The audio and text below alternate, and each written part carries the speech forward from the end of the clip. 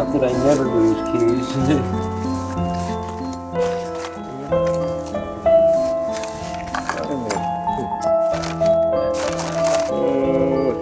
That is not my key. I got him. No, I don't.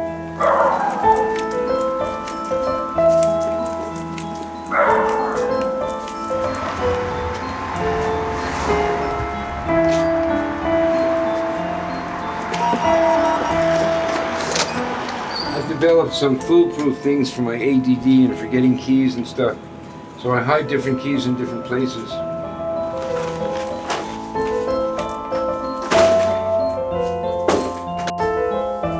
God, I'm tired.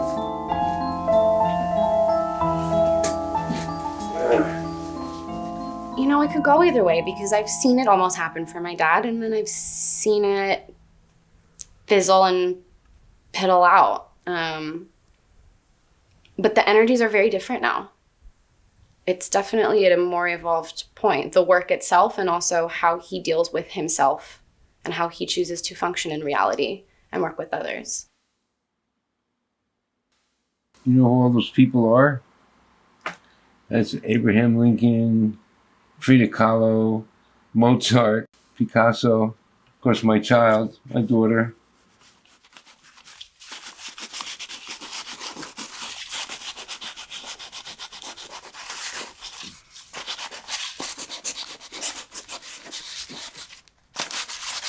The more you move and dance, the more information from the unconscious can be transferred to the paper and the charcoal. That for me is the essence of art, to channel energy from the unconscious, from a higher conscious.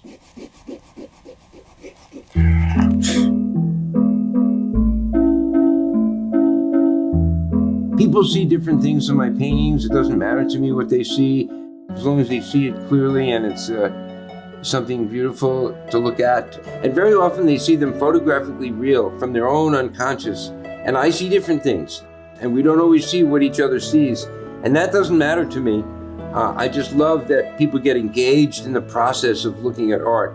They become part of the aesthetic emotion of the painting, of the experience of it.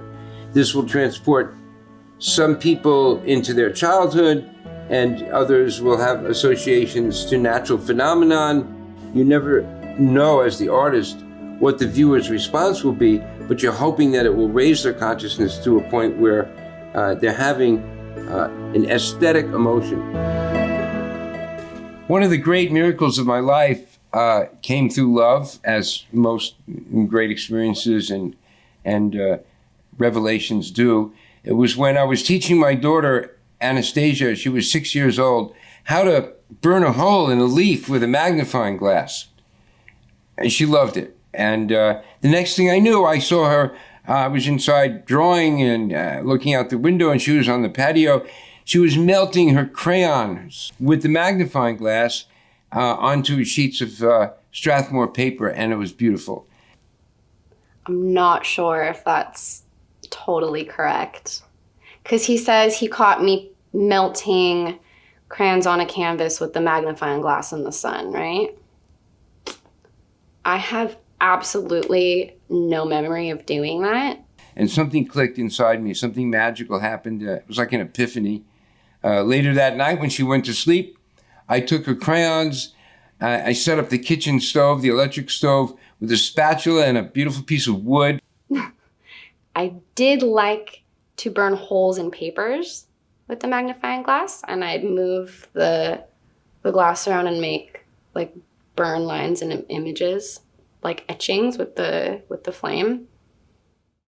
And I started melting the crayons onto the spatula and smearing it on the wood, and then creating layers and then carving in layers, and it was a wonderful experience. I realized I love this material for melting.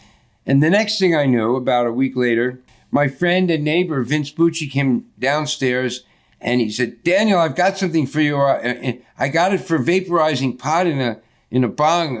That's the healthiest way, but I decided I don't like, it makes me too hot. You want this heat gun, and maybe it'll melt your wax." Because before the heat gun became a thing, we were figuring out, I can't tell you how many toasters went up in flames in the apartment, trying to figure out how he was gonna what his technique of melting crayons would eventually morph into. Like I put a piece of bread in the toaster and toast it, and it comes out with like some green streaks on it. And you're like, fuck, dude, you put crayons in the fucking toaster?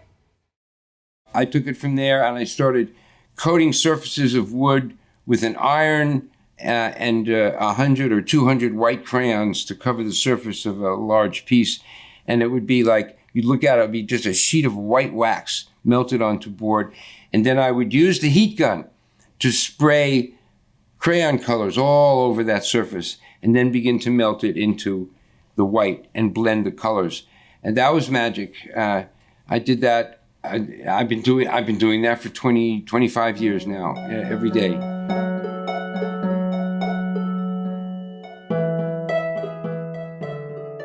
It takes about 200 white crayons to begin a large painting like a door. The problem is that there's only one white crayon per box of crayons. And when I started doing this 20 years ago, I had to create boxes of white crayons at the supermarkets and, Walgreens and Rite Aid. And so there was a whole generation of teenage kids young children that grew up without white crayons, because I went from Wilshire and Santa Monica all the way up to Beverly Hills collecting them. I take the labels off by soaking them in warm water with soap. That's all it takes. Labels come right off. I do this almost every night. It's kind of a strange activity for a 67-year-old man.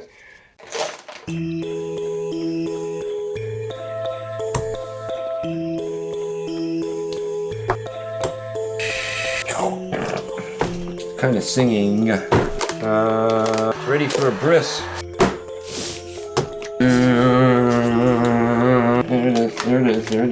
Lots of good accidents happen at this stage. I'm not worried about ruining anything. See? That was an accident. Talk to me, Gray. What does Gray love? Gray loves blue. Hello, painted. I'm texturizing it. I gotta get out of this hair for 5 minutes. This is the pentimento. Beauty comes from depth, color, light, purity, simplicity, and truth. It takes letting go of your ego, knowing that all your ideas suck. That's how it's stated in the Torah. Here we go. Spray, bomb, drop. Rule number 1, don't burn yourself.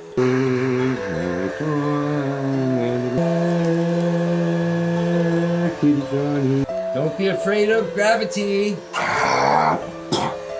It's making love to it. It's hot under that heat gun. 20 seconds to harden. But, sell it.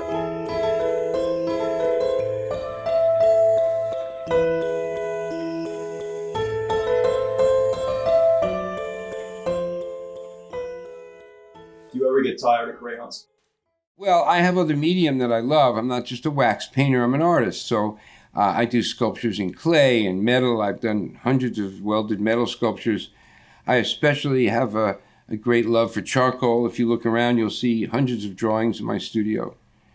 Charcoal and Sennelier oil pastels, one of my favorite media.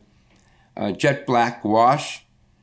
Gouache is a wonderful paint. And I'm always looking for a beautiful black that will create contrast with white and border the colors with black lines so that things are vibrant and sharp and clear.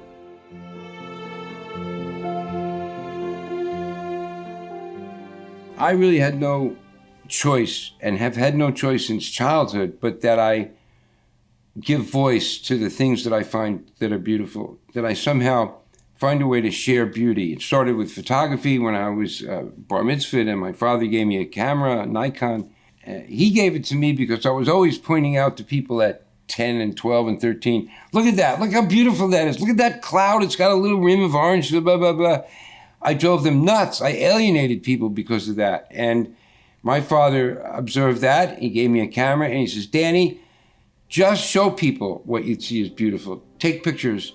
And you don't have to keep pointing them out and tapping them on the shoulder because they'll get angry at you.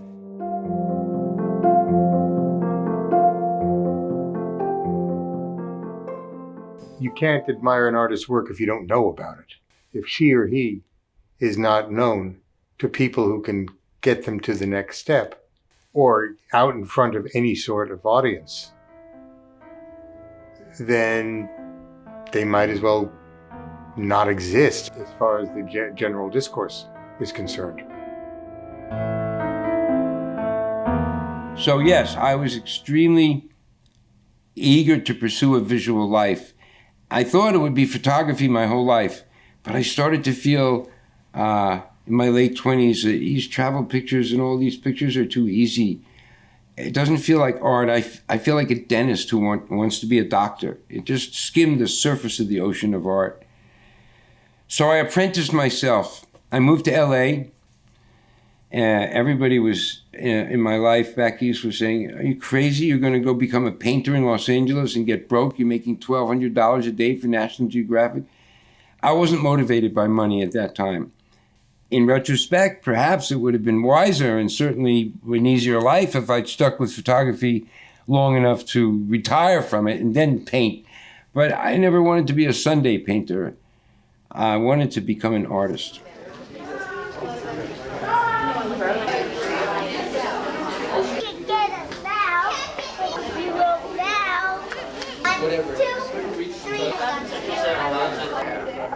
Danny Dowler, the artist.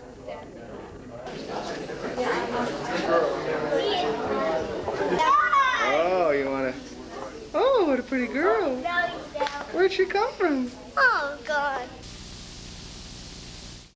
Friends loved coming to my house. It was creative house. It would be art time. Let's go to Stassi's dad's and he'll set us up with watercolors and we'll melt some shit, you know? It was definitely a creative house. My father takes a lot of energy. He's a very eccentric being and he's a wonderful, brilliant person, but he's also takes a lot. It's like emotional labor. Fires, don't do that. Wow, it should be going off by now. Maybe a like shade. Yeah, there it is. I burn toast once a week and wax twice a week. But you need to set that up because the Find My iPhone, when it's turned on, if your phone gets stolen, it's fine. He got insurance on it. If he doesn't learn the lesson, he gets his phone stolen. Well, I got insurance for it. I'm not the mother. I have to go. He's waiting for me. Give me your phone. Just hand me your phone. Find My iPhone. So I have to do the Apple ID. How do I do the Apple you ID? need to do that. I do that right now. Show me how.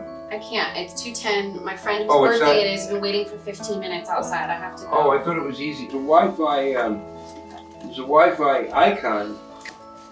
No problem. I'm just looking for that. He's filming me getting pissed off about teaching me technology. It's time for me to go. Jeez. Like from my mom's perspective, I don't know if she would agree with this. I'm speaking for myself as a woman. There's no way that you can be married to that level of an artist. He's married to his work because you have to be.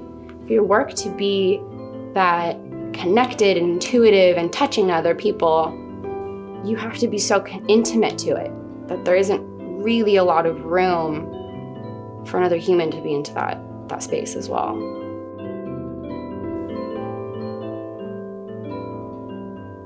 Sometimes I want to cut it up into little pieces like I did here and do a collage. See, I'll glue these on later if I want. Creates depth and beauty. My interest is in beauty.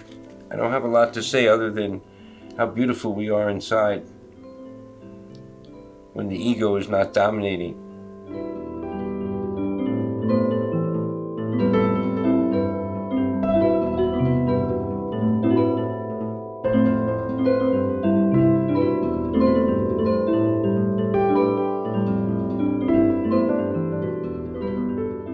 I apprenticed myself to Max Schertz, who was an artist of the unconscious. He died in 2009, I believe. Max was a magnificent teacher, rough, intense, New York, Coney Island Jew, you know. He showed me through creating shape and form with pastels how to make little spots with just moving my arms and wrist and hand and fingers and body so that I could be a channel for a spirit greater than my own individual spirit. He taught me what it meant to be an artist. When I first came into his studio in Encino, I had my best photographs with me, the famous blue boat against the wall, and my pictures from Island of sheep climbing the hills. And I said, I want to learn how to paint these onto canvas. I want to put these photographs. He said, get out of my studio. That's the stupidest thing I ever heard. Didn't you go to Amherst and Harvard? Don't you think art is more than just taking a photograph and putting it on canvas? That was Max.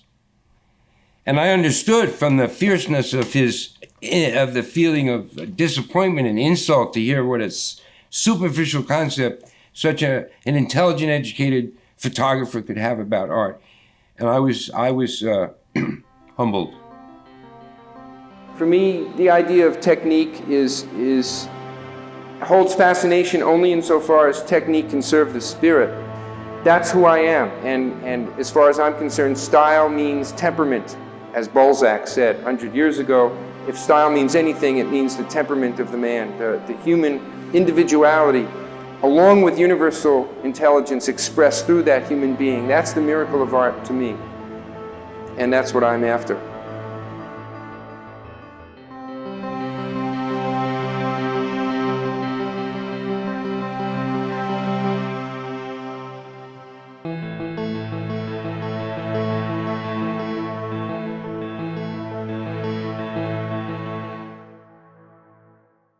My favorite substrate or surface to put wax on is hollow core masonite doors. They look like canvas from the outside. They're doors. It took me 10 years to really learn what substrates, what surfaces wax will be permanent on and won't crack or come off. Just getting ready for a wonderful exploration of the Anawalt Lumberyard's dumpster. CBD-infused tobacco.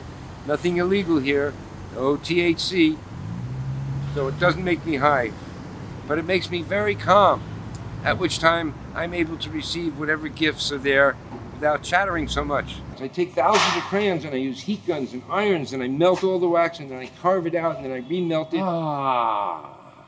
These are my doors. $60 for an 80-inch hollow core masonite door. It's archival, it's honeycombed with cardboard inside it, and the museums have accepted it as a perfect substrate for wax. Yeah. Oh, I still have your magazine. Yeah. I still keep it for you. You kept the magazine with the picture of me in it? I have it in my drawer. Wow, Yeah. That's an honor and a privilege. Yeah, you want I'd love to see it. Wow, that doesn't happen every day. Oh, yeah. Well, you should have a real piece then. Yeah. Look at that. That's it. There he is. That's all the magazine they gave to me. Yeah, well, Man, this that's is a long time ago. That's what happens. That's why you yeah, gave it it to is. me. I always keep it. That's what happens to your There wood. you go. That was wood that I bought here. Yeah, that's Now the it's door in- right there. That's a door, and now it's in a magazine. Yep. Well, I'm very proud of that. Thank you so much. Oh, you're welcome, Daniel.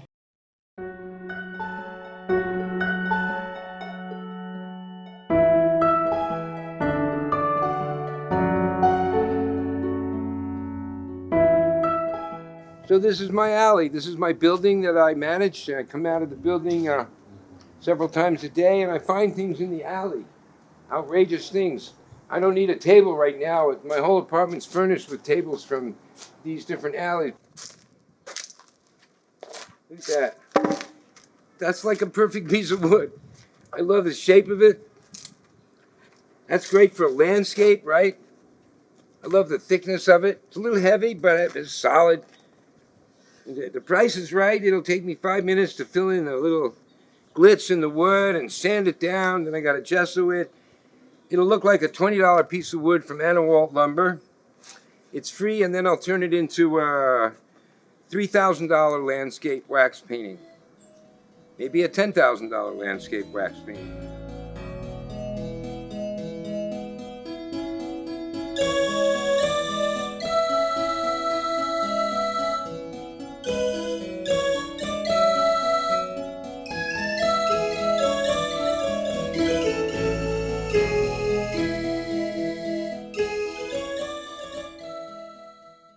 I think that you have to do things along the same style. And what I do is a seminar, at Otis on how to make it in the art world. And one of the things, they bring in their art for me to look at, and I say you have to have 15 pieces of the same style. You decide what style you're going to follow, and then move on to another style. What he has done, Daniel has done, is really stuck with something. So if he can get another good gallery to show this work and learn how to publicize himself properly, maybe he does. I was not that aware of the work, except the 2 shows I've seen. I think he could really, have a new art movement. I mean, go back to something that's taken up, but nobody's done the kind of thing he's doing, which is melting the crayons.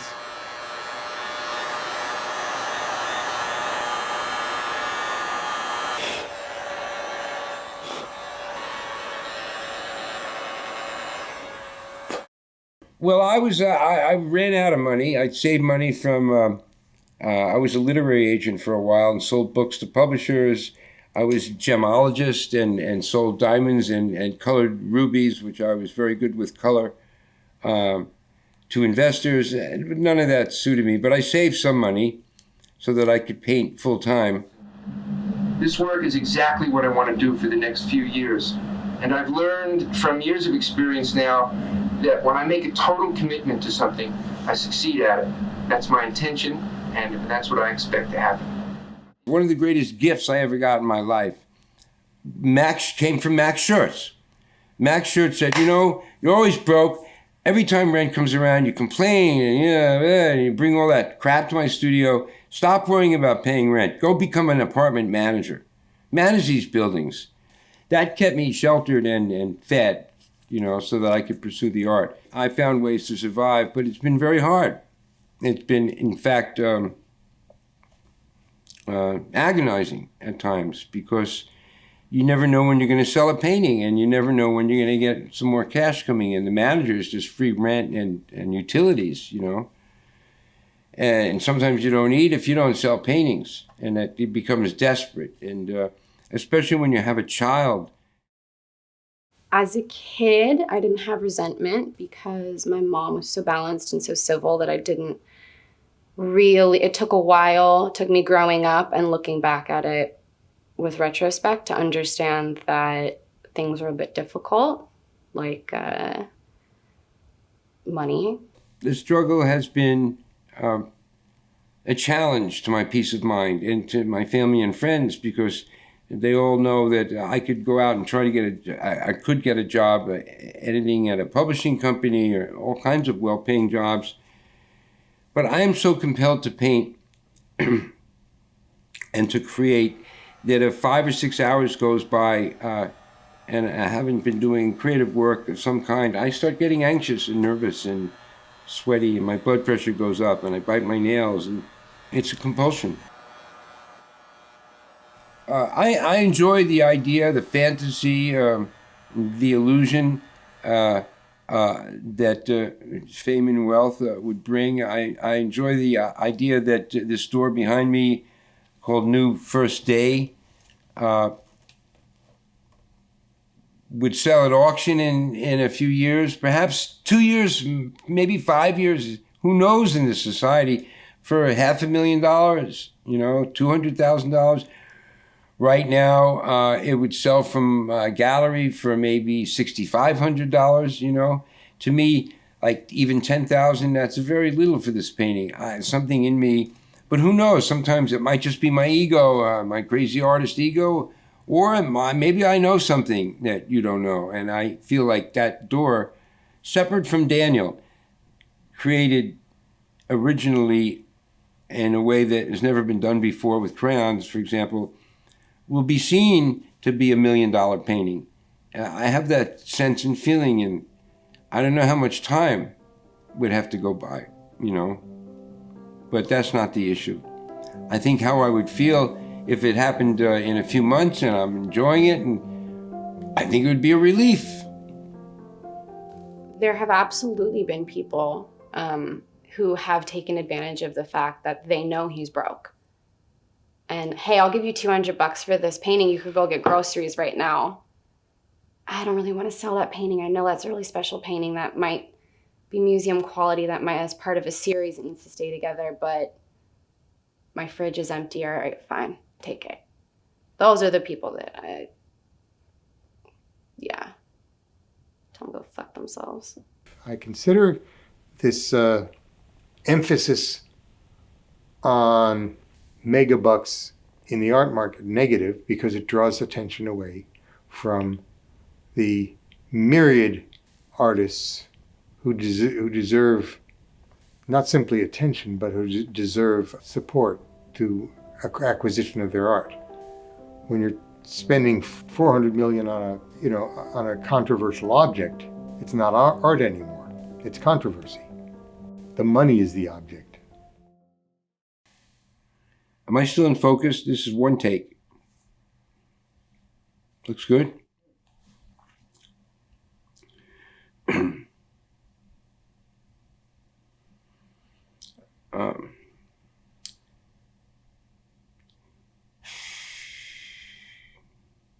There are countless times, untold numbers of times, where I've gone to gallery openings and shows and museum shows where I've been very disappointed, the majority of time, with the artists, especially commercial artists who are painting to fill a need that they see, that they're doing certain kind of garish abstraction, yet they have the right dealers and the right skill sets and personalities to promote their work. Yes, I am sometimes discouraged, depressed, angry about the work that I see in galleries. Why is that work there? Why isn't my work there? What's with this museum show? This guy sucks.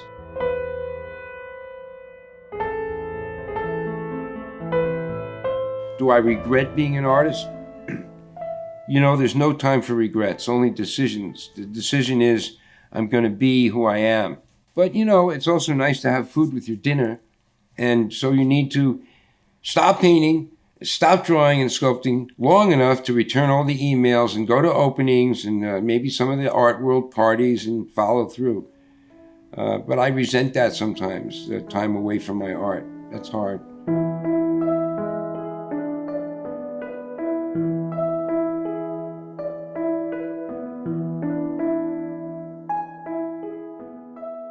Do something outrageous. When you get started, go streak, do something, get to know somebody famous and have an affair with them. Surround yourself by people who are smart and listen to them. Get a good dealer if you can. And be outrageous, but always, and get an outfit that describes you. And I always encourage artists to get a look, develop a look that works for them and stick with it. So when people see you in a gallery, they say, oh, there's so-and-so. Build up an audience that way. Yeah, see, look, the heels don't match, the soles don't match.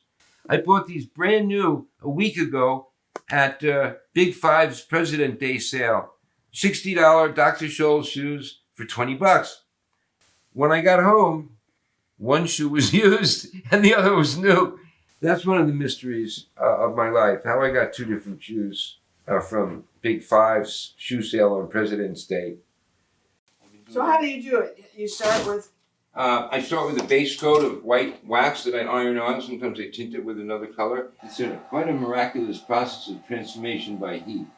This is what I'm doing to this piece. I'm opening up the cells. I had portfolios published in Popular Photography. I won the Fulbright grant, the first artist to receive it in '77 for my photography.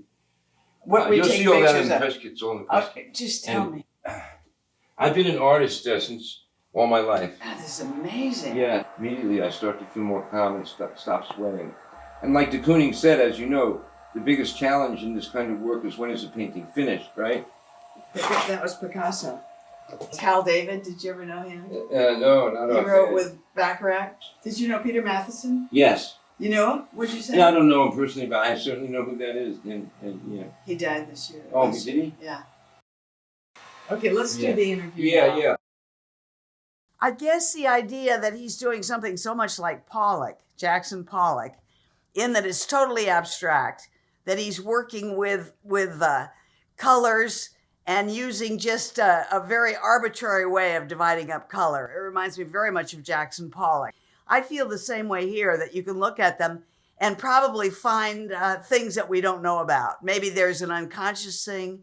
There's something spiritual that's brought into it, something that relates to either the color or the shape of the canvas. And I think it would take a lot of looking, but I don't think you'd ever get bored with these paintings. I love them. If I were to have one, I'd like, I think one of these because I like the size. I guess it's like a door. And I also think he should give work away. I'm not suggesting that because of what I just said.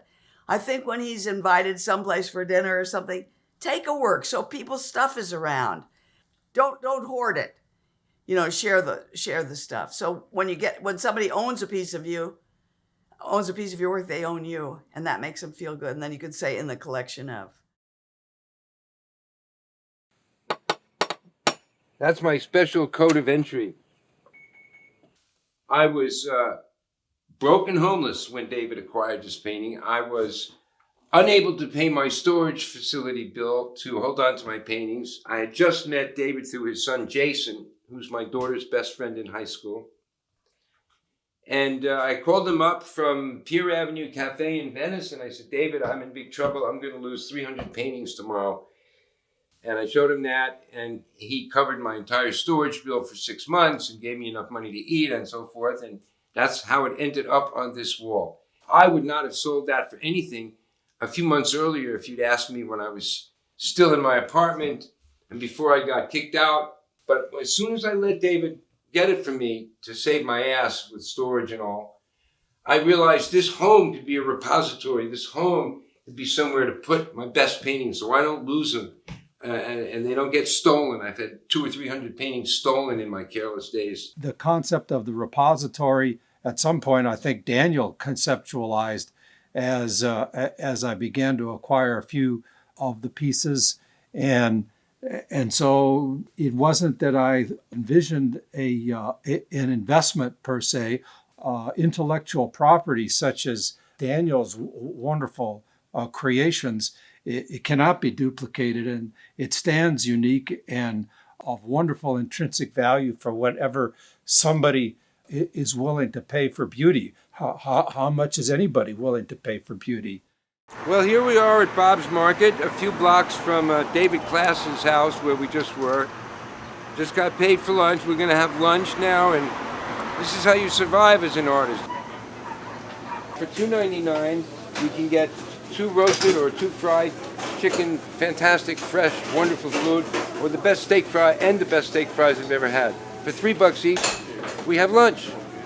Now my instinct is to go somewhere fancy and spend $20, but that's how I never have any money left. Oh, you really want me to go on public record about unconsciously stealing an avocado at Whole Foods Market when I was hungry and it literally fell off the pile into my pocket? And it was the first time that happened. It was like I didn't do it, but it was such a great idea. I just walked out. I enjoyed that. I didn't like the idea that I was stealing something, but I loved the idea that it fell into my pocket. But I did get busted one day. I got into the habit. The security at the Whole Foods on Lincoln are brilliant and intuitive, and they have noses that smell your thoughts. And so they watched me while I did a couple of little dances like that around the store, cheese and avocados.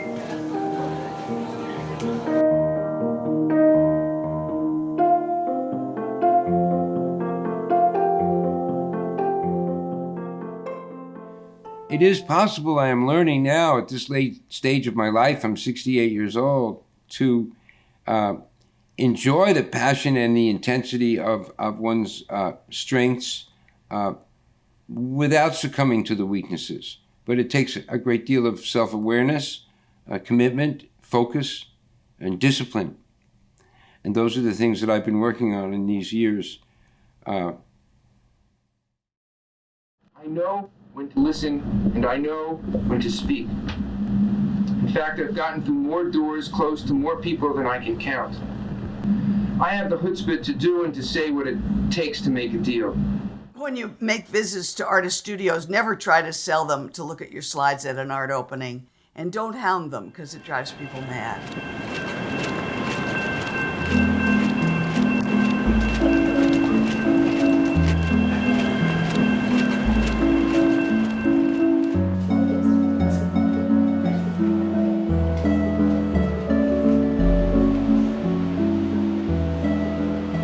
Many pieces, hundreds of pieces, half the size, it was all whacked. We do have a show in early next year. All right, be ready for the white-haired guy. He's the most important dealer in LA, one of them. How are you? Good. It's good to see you again. It's called First Day, the First Day from Genesis. Thank you. This is Undersea Anemone Garden. That's just some recent. Peter Frank's review of one of my shows at Robert Berman's gallery. And that's a recent article a few months ago in a magazine. And that's my full resume. Great. All right? Perfect. Great. Daniel, great to see you, man. Thank you for coming. Sure. I appreciate it. Yeah, that's great. I'll see you soon. Good work. Send you a link, huh? Okay. All right. Thanks, Bill. Take care. Please stand clear. The doors are closing. The doors are closing. Well, we had a good response from Bill Turner. He's very open-minded, and he said, of course they're booked up for a year, but he's going to consider it. He liked the paintings. If he didn't like him, he wouldn't have said anything positive. He was very positive. I'm gratified. I just have to hold on and keep on plugging. Okay, we're done here. All this work and hours and schlepping and all. Didn't buy lunch. We just showed a group of these big paintings to Robert Berman Gallery. Very important dealer. I've worked with him for years. He gave me my first major show 10 years ago in LA, solo exhibition of paintings, wax.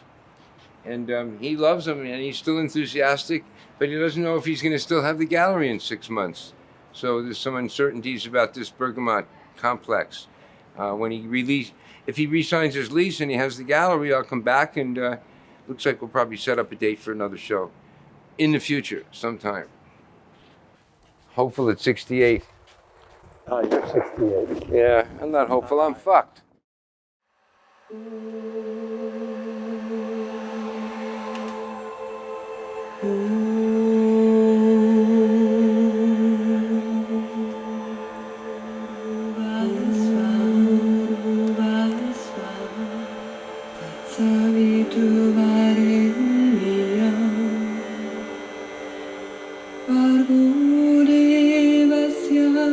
This is where I start breathing normally for the first time.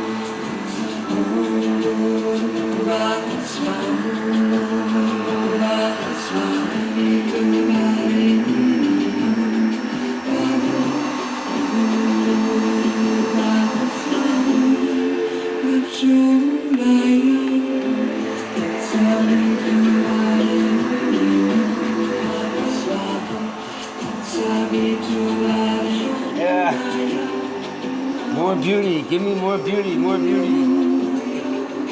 Oh, more depth, more light, more color. It's all worth it. And who cares if I can't have lunch?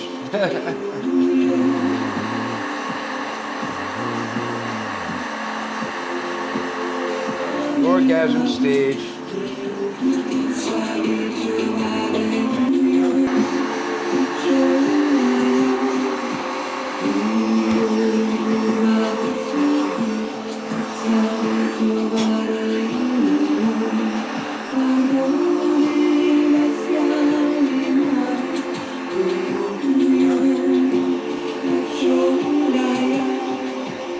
Oh, that's for you.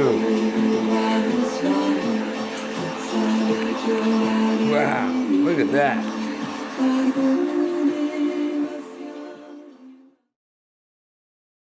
I understand now, at 68, after painting for over 30 years, 35 years,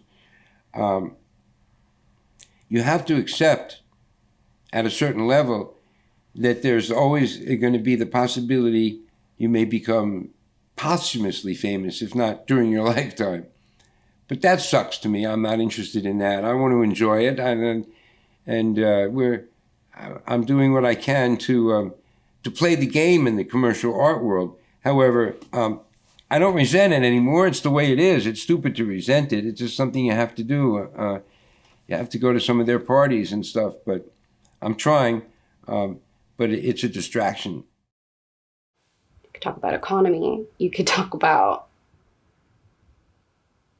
the art scene in Los Angeles. What do people in Los Angeles tend to be looking for? Do art collectors and critics know what they're talking about, you know?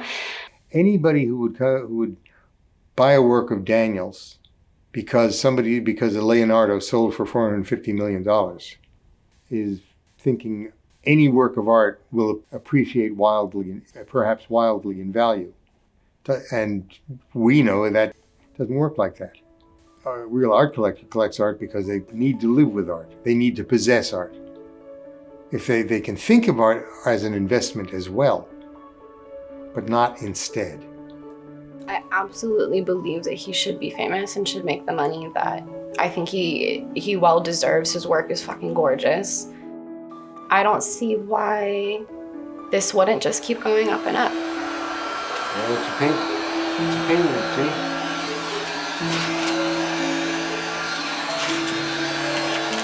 So it's finished, I think. When is a painting finished? That's a big issue for an abstract painter. When is a painting finished? Well, I guess when you can't make it any better. You don't know how. Scratch.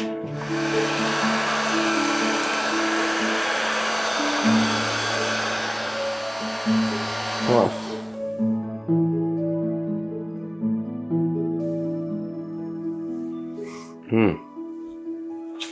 Pretty happy with that, huh?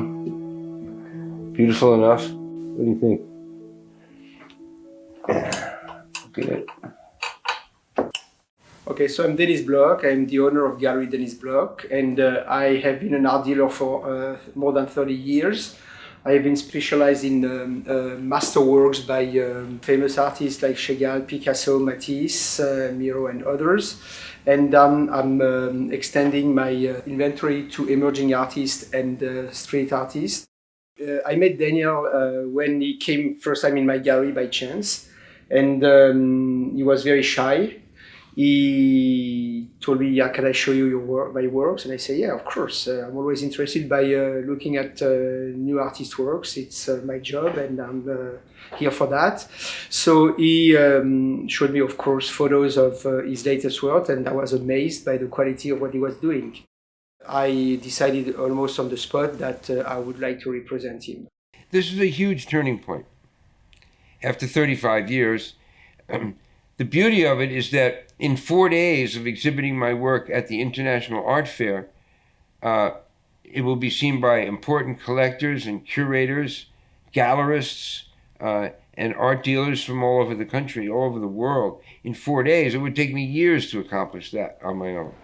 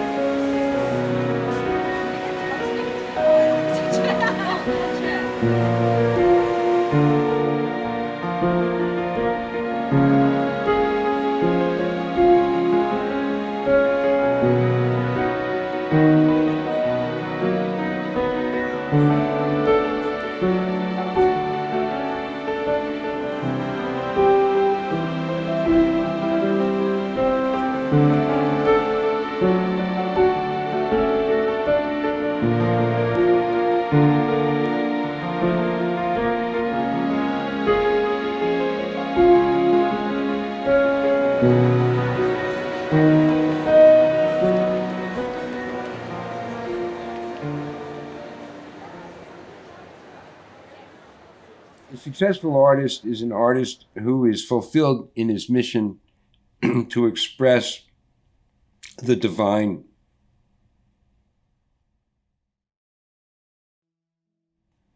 I hope I'm remembered for triumph over the weaknesses of humanity, my own humanity, and remembered for revealing the unlimited nature of the spirit that is within all of us and which must be contacted by the artist who wants to be great.